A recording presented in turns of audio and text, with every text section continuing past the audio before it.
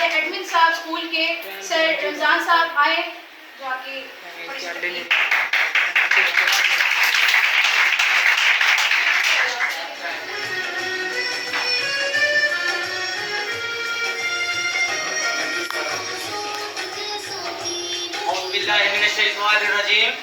बिस्मिल्लाहिर्रहमानिर्रहीम।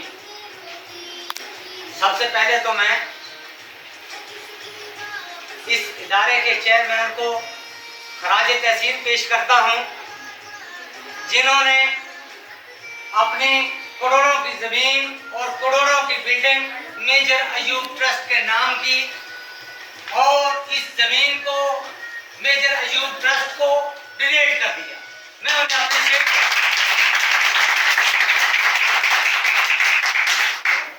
अब आते हैं हम आज के प्रोग्राम की तरफ। 23 मार्च 1940 का दिन, ये दिन एक दिन में पैदा नहीं हुआ। इसके पीछे 207 से लेकर 700 साल तक की कहानी है। फातिमा बेटी जो गई है आगे बहुत कुछ कह गई, मेरे लिए लफ्ज नहीं छोड़े, लेकिन मैं फिर भी जसारत कुछ करूंगा आपको बताने की कि करारदाद पाकिस्तान क्यों पेश की गई, क्यों बना, पाकिस्तान की वजूहात क्या थी। यूरोप जो पसमानदा तरीन एक मुल्क था, बरतानिया उसका हेड था, पसमानदा तरीन था, बहुत ज्यादा पीछे था जंगों में। लेकिन उसकी तरक्की जब शुरू होती है तो पाकिस्तान, उसकी जब तरक्की शुरू हुई 1492 में अमेरिका को उन लोगों ने दरियाफ्त कर लिया। किसने किया? बरतानिया वालों ने। एक और बात बताता चलूं, मगरबी पाकिस्तान, जिन्हें मगरबी लोग कहते हैं, मगरब पाकिस्तानी, मगरब के लोग और मशरक के लोग, इनमें फर्क है।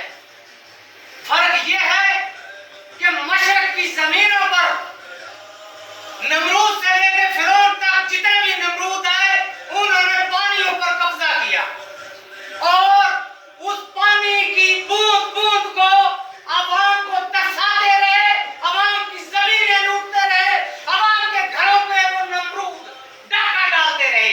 वो उसी मशरक में हम रहे। और मगरब का फर्क क्या था? वहां मौसम सर्द है, वहां के लोग हमसे हम सर्द गर्म मौसम के लोग हैं, कुछ कम सही है जी, इसमें कोई शक नहीं। वो सर्द मौसम के लोग हैं, सही है। उन लोगों ने जब तरक्की करना शुरू की तो वो कहा क्या करते थे? जिस मुल्क पर लोग आबादियात बनाना चाहते थे, वहां तिजारत करने के लिए अपने लोगों को भेजते। हम मुस्लिम लोग थे जो, हम तो सीधी जगह शुरू करते थे, बाद में लूटमार शुरू कर देते थे, कोई शक नहीं है इसमें, अगर उनकी जी दो राय नहीं है। लेकिन वो लोग पहले तिजारत करते थे, फिर उनकी कमजोरियां भागते थे, फिर वहां पर कब्जा करते थे, अपना तसल्लुत जमाते थे। हमने मुसलमानों ने इस खित्ते पर तकरीबन 800 साल राज किया था। फिर अंग्रेज आए ताज के रूम में, 200 साल तक यहाँ हमारी छाती पर मूंग डलता रहा।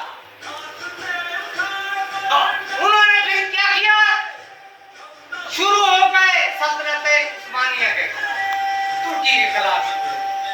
बरसगीर पाक के लोग सल्तनत उस्मानिया के लिए ऐसे खड़े हुए, माओ ने अपनी जेवर पर सल्तनत उस्मानिया के तुर्की के लोगों को दिए, दुआएं की, उनके लिए जंगें की।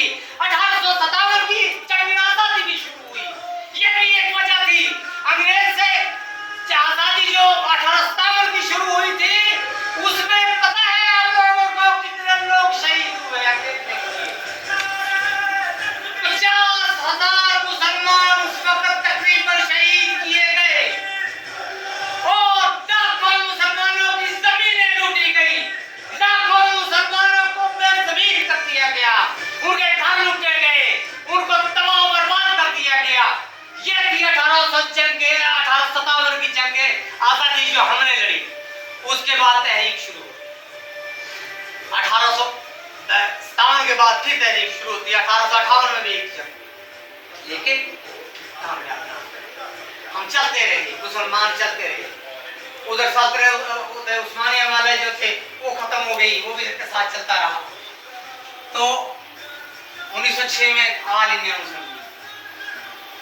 मुस्लिम लीग बनी। कांग्रेस पहले बन चुकी थी। कांग्रेस में मोहम्मद अली जिन्ना भी थे, हमारे कायद थे, कुछ दिन रहे। फिर 1906 में वो शामिल हो गए मुस्लिम लीग में।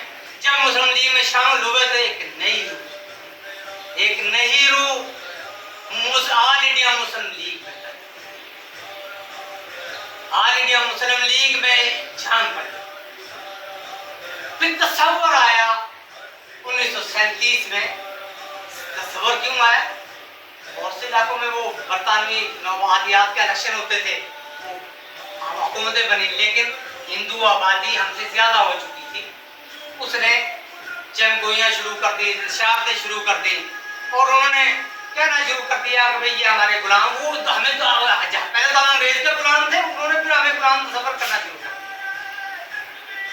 एक और बात बताता चलूं, सल्तनत उस्मानिया में महात्मा गांधी जो था वो तहरीक खिलाफत जो थी उसमें वो हमारे साथ था, कायद मोहम्मद अली जिन्ना के साथ था, लेकिन उन्होंने भी बाद में शरारतें की, उससे इस वजह से अलहदगी। फिर 1937 में इनामा इकबाल ने तस्वर दिया, एक अलग मुल्क का तस्वर आया। और ये हुआ कि जो है हिंदुस्तान की जुबान उर्दू होगी, रस्मुल खत उर्दू में होगा। हिंदू कहते थे कि ये हिंदी में होगा, ये भी एक वजह। लेकिन इस पर हम आज तक भी गामजन नहीं हो सके।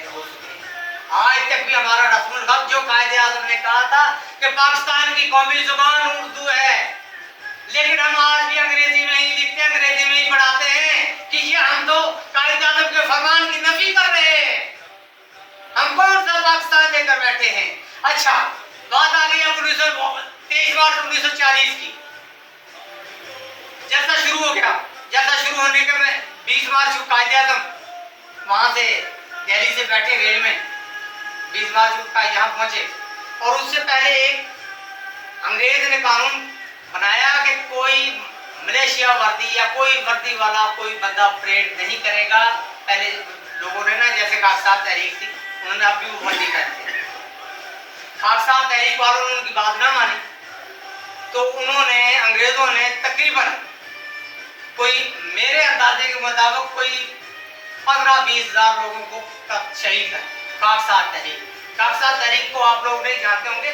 खाकसार तहरीक इलामा हमीदुद्दीन मशरकी उसके सदर थे, इलामा मशरकी उसके वाले जो असल वो उसको रवाना रखते थे, तो उनको शहीद किया। कायदे आज़म मोहम्मद अली जिन्ना रेलवे स्टेशन उतरते हैं, सीधे वहां जाते हैं, बेवस्पताल उनकी इयादत करते हैं और कहते हैं कि उस वक्त घोड़ों की सुन नहीं होते, जो पांव घोड़ों, उनके खून से, उन खाकसारों के खून से वो डूब चुके, इतना खून बहाया। कायदे आज़म ने उनकी इयादत की और फिर अपने एक तकरीर की कि भाई हमें 23 मार्च को हमें अपना अलग मुल्क चाहिए। वजह यह है कि हम दो कौमें ही नहीं, दो तहजीबें हैं, दो कौमें नहीं, दो तहजीबें हैं। हम हिंदू एक अलग तहजीब है, हम अलग तहजीब हैं। हिंदू जो है, हम ना हिंदू के घर से खाना खाते हैं, ना हिंदू हमारे घरों से खाते हैं, ना हम आपस में शादी ब्याह करते हैं। ये बातें थी सारी। कायदे आज़म ने कहा कि हमें अलग मुल्क साथ चाहिए। करारदाद पेश की, करारदाद का वक्त ये होता है